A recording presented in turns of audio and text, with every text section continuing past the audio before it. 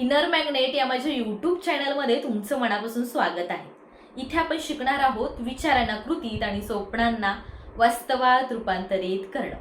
आज मी तुमच्यासाठी खूप सुंदर असा टॉपिक घेऊन आलेली आहे. ते म्हणजे होओपोनोपोनो टेक्निक रिलेशनशिपसाठी कशी यूज करायची.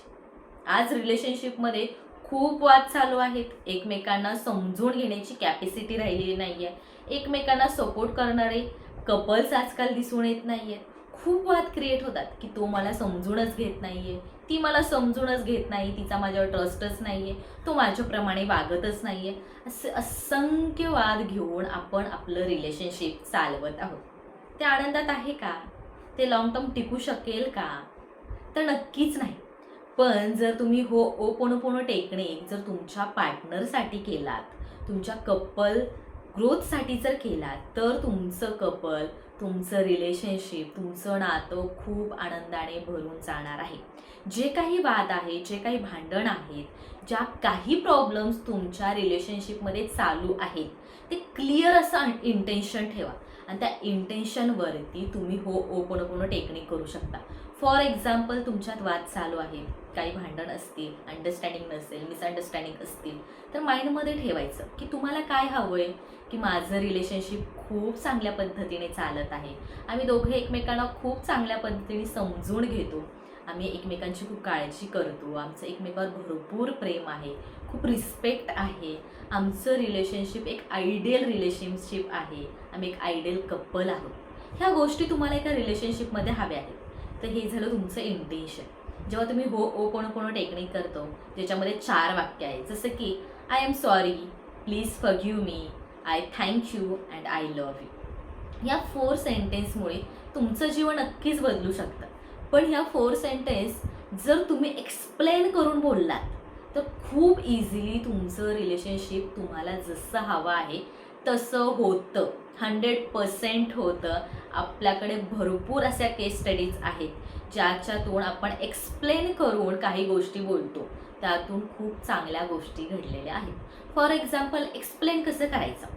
डिअर माय लाईफ पार्टनर, मी आजपर्यंत खूप साऱ्या चुका केल्या असतील, तुला हर्ट केलं असेल, कळत न कळतपणे माझ्याकडून काही चुका झाल्या असतील, तर मी आज खूप मनापासून माफी मागते.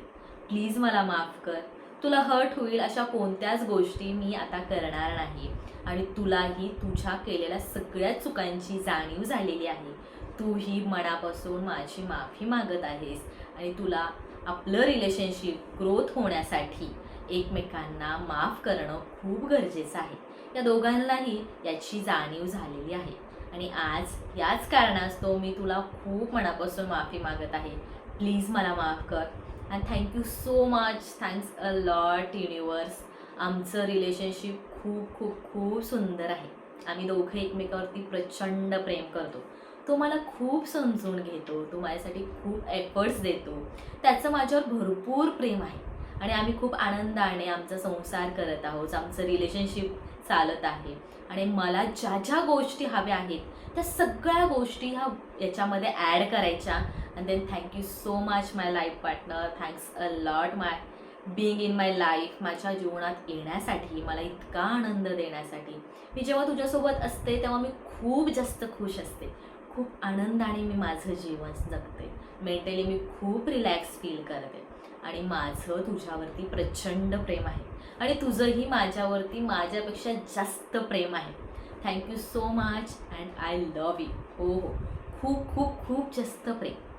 हे 4 सेंटेन्स तुम्हाला जसे हवे आहेत ना, तसे तुम्ही एक्सप्लेन करा. जेव्हा तुम्ही एक्सप्लेन करून ही सेंटेन्स बोलताना डेली बेसिसवरती, तेव्हा तुमचं रिलेशनशिप तुम्हाला जसं हवं आहे तसं ग्रोथ होतं. आता सध्या आपण आहे त्या सिच्युएशननुसार सगळं निगेटिव्ह आहे. तुम्हाला पॉझिटिव्ह हवं आहे, पण जेव्हा तुम्ही याच्यामध्ये पॉझिटिव्ह वर्ड्स ॲड करता जे तुम्हाला हवे आहेत तसे, तेव्हा तुमचं रिलेशनशिप खूप सुंदर होतं.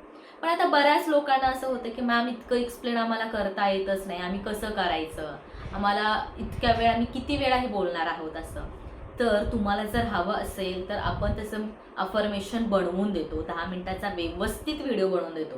तुम्हाला फक्त ते सकाळी झोपेतून उठल्यानंतर ऐकायचं आहे, संध्याकाळी झोपायच्या अगोदर ऐकायचं आहे. जेव्हा तुम्ही हे रोज ऐकाल तेव्हा तशाच फिलिंग्स क्रिएट होतात. लॉ ऑफ अट्रॅक्शनचा रूल काय आहे?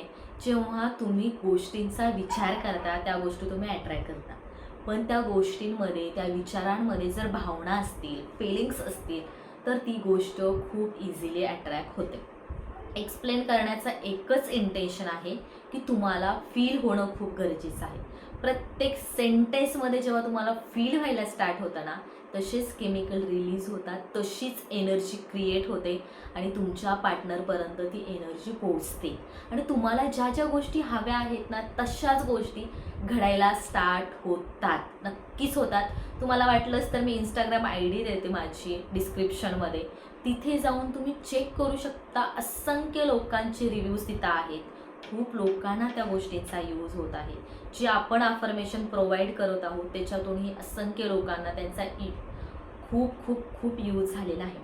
रडत बसू नका, वाद घालू नका, एकमेकांजवळ तक्रार करू नका की माझा पार्टनर असा आहे, मला त्रासच देतो, माझा चांगला विचारच करत नाही आहे. पण पुढून जर तसेच रिस्पॉन्स येत असतील ना, तर तुम्ही अजून निगेटिव्ह एनर्जी क्रिएट करत आहात आणि तुमचा पार्टनर तसाच वागणार आहे. जर तुम्हाला रिलेशनशिप तुमचं टिकवायचं आहे, कंटिन्यू करायचं असेल, तर या वेळेने करा. म्हणजे तुम्ही आनंदाने जगाल. ते रिलेशनशिप खऱ्या अर्थाने तुम्हाला प्रेम द्यायला स्टार्ट होईल. उगीच रडत जगताय, भांडत जगताय, याला काही एक मात्र अर्थ नाही आहे.